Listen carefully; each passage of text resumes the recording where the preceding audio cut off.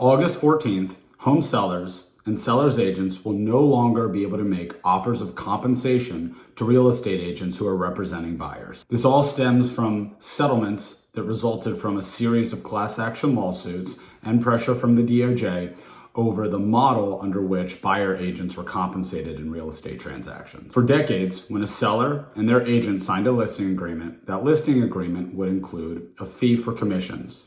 And that fee would generally be distributed between the agent representing the seller and the agent representing the buyer. The amount being offered to the buyer's agent would be entered into the MLS when the listing went to market, and that fee was then enforceable by that regional or local MLS. Through some recent class action lawsuits and pressure from the DOJ, that fee structure has been deemed to be anti-competitive. As a result of these changes, the fee for buyer's agent representation will be determined between the buyer agent and the buyer rather than set by the seller and the listing agent and advertised. However, it's important to understand that this change does not mean that sellers can no longer cover the compensation for buyer's agents.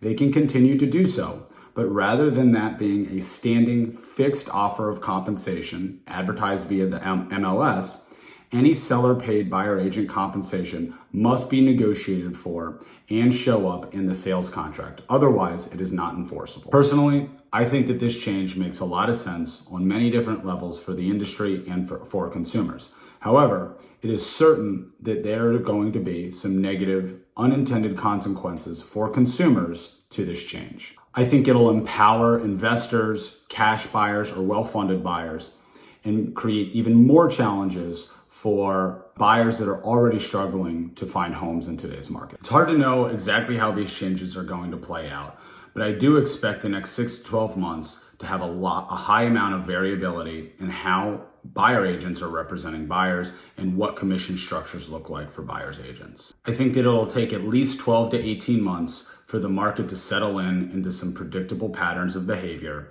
and for us to see how these changes really affect the consumer. For more thoughts from me on the subject, as well as some details on what the contract changes look like in Northern Virginia, just check out this week's Ask Eli column. Thanks for watching.